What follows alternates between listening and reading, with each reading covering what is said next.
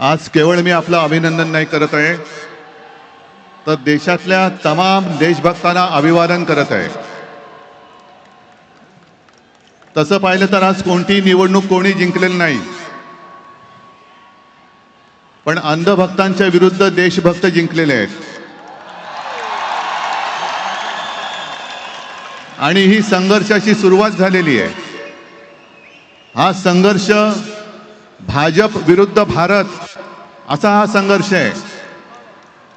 आणि या संघर्षामध्ये आपण सर्वजण जात पात धर्म पक्ष विसरून, होय मी भारतीय आहे, मी देशभक्त आहे, या एकाच भावनेने सहभागी झालात.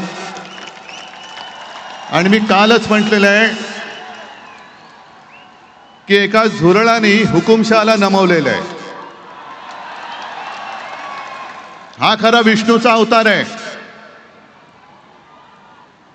हा खरा विष्णूचा अवतार आहे. आणि मला मोदीजींना सांगायचं की मोदीजी, की आता तरी देशाकडे लक्ष द्या.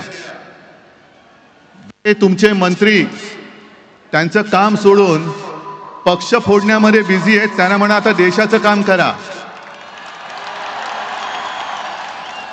कारण अर्थमंत्री आपल्या निर्मलाबाई घसरत्या रुपयाबद्दल बोलत नाहीत, महागाईबद्दल बोलत नाहीत, पण पेपर फुटीचे फायदे समजून सांगतायत. राजनाथ संरक्षण मंत्री देशाच्या संरक्षणाची बोंब, पण धर्मेंद्र प्रधानच्या संरक्षणासाठी पुढे आलेले. आपले खड्डा मंत्री नाही, रस्ता मंत्री, ते इथेनॉल वरती बोलतायत. हा पुढचा विषय नक्की आहे. इथेनॉल वरती बोलतायत ते.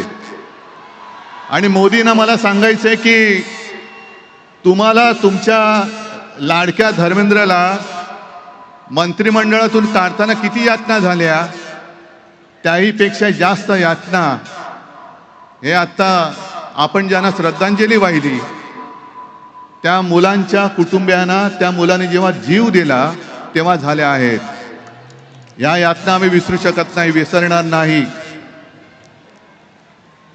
फक्त एकच विषय की ठिणगी आता पडले, देशभर वणवा पेटलेला आहे. लगेच आम्हाला विचारतात काय हो, निवडणुकीला 3 वर्ष आहेत, निवडणुका गेल्या खड्ड्यात.